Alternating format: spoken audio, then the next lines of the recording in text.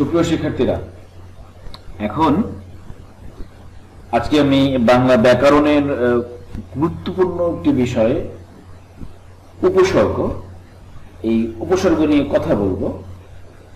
তবে এই কথা বলার আগে একটু স্পষ্ট করতে চাই যে উপসর্গ বাংলা ব্যাকরণের ক্ষেত্রে কতটুকু প্রভাব বিস্তার করে এবং এর ভূমিকাই বা কতটুকু।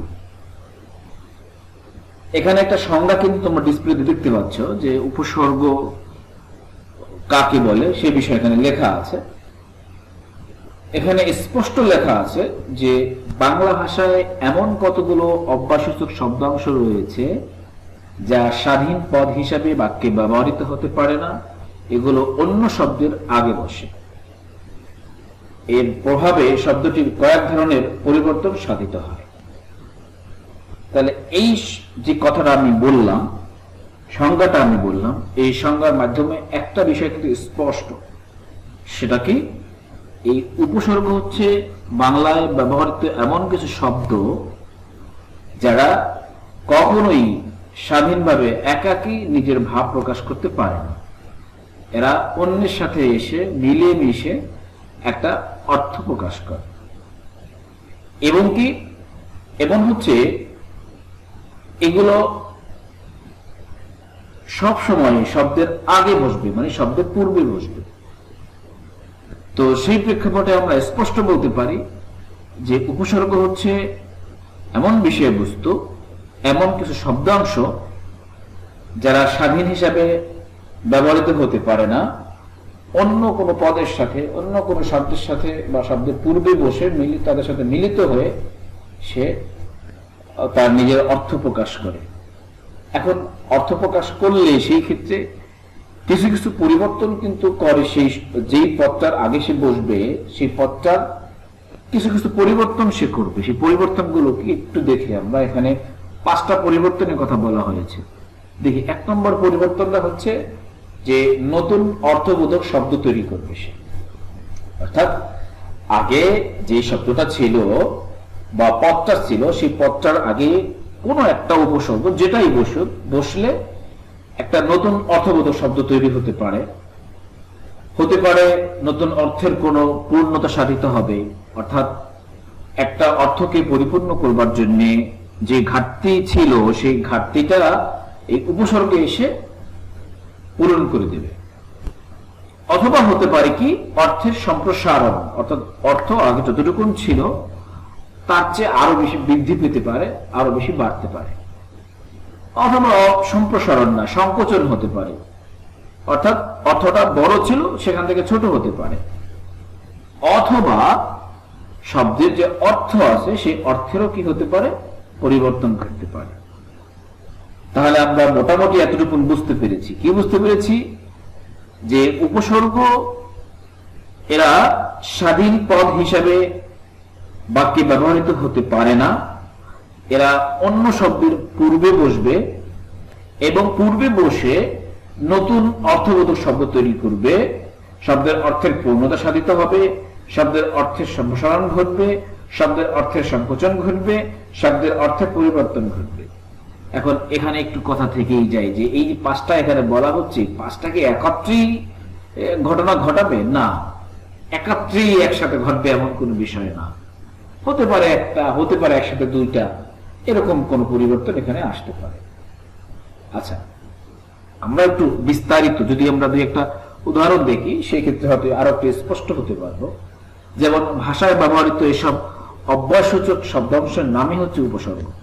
অব্যয়সূচক কোনগুলো? আমরা জানি অব্যয় হচ্ছে এমন কিছু শব্দ যে অব্যয়ের আসলে নিজস্বতা নেই, তারা অন্যের সাথে মিলে মিলে এসে নিজের একটা অর্থ প্রকাশ করে, এগুলি হচ্ছে অব্যয়। তো এই যে যারা নিজের অর্থ নিজে প্রকাশ করতে পারছে না, অন্য শব্দের পূর্বে বসে তার একটা পরিবর্তন ঘটাচ্ছে, এর হচ্ছে এক জাতীয় উপসর্গ। যেমন আমরা যদি একটা উদাহরণ দেখি যে কাজ একটি শব্দ। এখন যদি আমরা একটা উপসর্গ, এই উপসর্গটা যদি আমরা কাজের আগে যুক্ত করে দিই তখন সেটা কি হয়ে যাবে?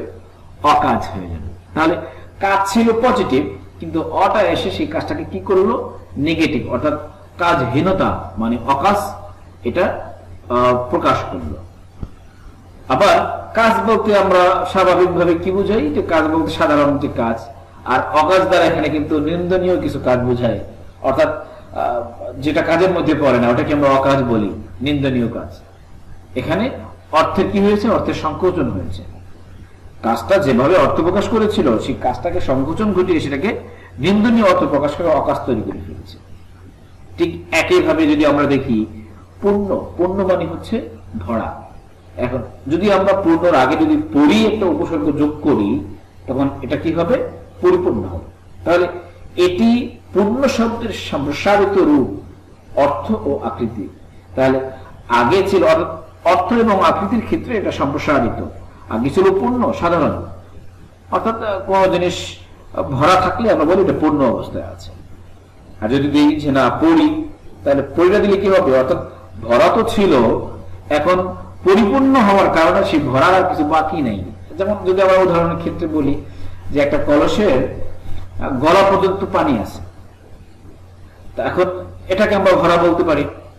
যদি ওই কলসটা একেবারে তার মানে গলা পার করে একেবারে পরিপূর্ণ, একবার সম্পূর্ণ ভরা থাকে, অর্থাৎ কোনো অংশে যদি পানি ছাড়া না থাকে কলসে, তখন আমরা কি বলবো, পরিপূর্ণ বলবো। তাহলে ব্যাপারটা ওইটাই, আগে ছিল পূর্ণ, এখন পরিযোগ করে সেটাকে পরিপূর্ণ অর্থ প্রকাশ করেছে। এক্ষেত্রে এটা কি হয়েছে, এখানে এসে এটা সম্প্রসারণ। কি ক্ষেত্রে, অর্থ এবং আকৃতির ক্ষেত্রে এটা সম্প্রসারণ করেছে।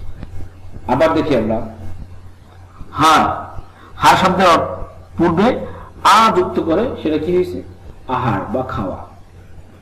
প্রযুক্ত করে প্রহার মানে মারা, আবার বি যুক্ত করে বিহার মানে ভ্রমণ। তাহলে এই যে দেখি আমরা হার, এই একটা হার শব্দের পূর্বে একবার আসে, তার এই আয়সা তার এক ধরনের অর্থ দিয়েছে, আবার প্রো আয়সা একটু ভিন্ন রকমের অর্থ দিয়েছে। আগের যেমন আহা ছিল খাওয়া, এরপরে হারের আগে ঠিক একই হার, তার আগে প্রো আয়সা হয়েছে কি প্রহার মানে মারা, সম্পূর্ণ পরিবর্তন। একইভাবে হারের আগে বি উপসর্গ এসে হয়েছে বিহার মানে ভ্রমণ। তাহলে সম্পূর্ণ কি হইল, পরিবর্তন হয়ে গেল। ঠিক একই এবার দেখি আমরা পরিযোগ করে পরিহার বা ত্যাগ, উপযোগ করে উপহার। এক হারের পূর্বে আমরা দেখতে পাচ্ছি যে কত রকম পরিবর্তন চলে এসছে। সমযোগ করে সংহার, যে অর্থ হচ্ছে বিনাশ মানে শেষ করে দেওয়া আর কি, ইত্যাদি বিভিন্ন রকমের অর্থ কিন্তু এক হার থেকেই, অর্থাৎ এক হারের পূর্বে বিভিন্ন রকমের উপসর্গ যুক্ত করে আমরা তার বিভিন্ন রকমের অর্থ কিন্তু এখানে পেয়েছি। তাহলে এটি কিন্তু উপসর্গের কাজ। তাই এই উপসর্গগুলোর নিজস্ব কোনো অর্থবাচকতা নেই, কিন্তু অন্য শব্দের আগে যুক্ত হলে এদের অর্থ দ্যোতকতা বা নতুন শব্দ সৃজনের ক্ষমতা থাকে। বাংলা ভাষায় 3 প্রকারের উপসর্গ আছে, বাংলা, তৎসম বা সংস্কৃত এবং বিদেশি উপসর্গ। তাহলে আমরা এই লাইন থেকে কি বুঝলাম, যে এই উপসর্গের নিজস্ব কোনো অর্থবাচকতা নেই, এরা কি করে অন্য শব্দের আগে যুক্ত হয়ে এদের আলো ছড়ায়, এদের একটা নতুন সৃজনশীল অর্থের প্রকাশ করে। তাহলে মোটামুটি এতটুকু বুঝতে পেরেছি সবাই। আর এই উপসর্গকে 3টা ভাগে বিভাগ করা যায়, বিভক্ত করা যায়। সেগুলো কি, প্রথম হচ্ছে বাংলা, সেকেন্ড হচ্ছে তৎসম বা সংস্কৃত, এবং থার্ড হচ্ছে বিদেশি উপসর্গ। তাহলে শিক্ষার্থী বন্ধুরা, মোটামুটি আশা করি তোমরা উপসর্গের যে প্রাথমিক কথাগুলো রয়েছে স্পষ্ট বুঝতে পেরেছ। আমি ইনশাআল্লাহ পরবর্তী সময় এই বিষয়ে বিস্তারিত আরো আলোচনা করব, প্রত্যেকটা প্রকার নিয়ে আলোচনা করব। আলোচনা করলে আশা করি ইনশাআল্লাহ তোমাদের এই উপসর্গের উপরে কোনো ঘাটতি থাকবে না। তো আজকে এই পর্যন্তই, এখানেই শেষ করছি। আমি হাফিজামান, সবাই ভালো থেকো, আল্লাহ হাফেজ।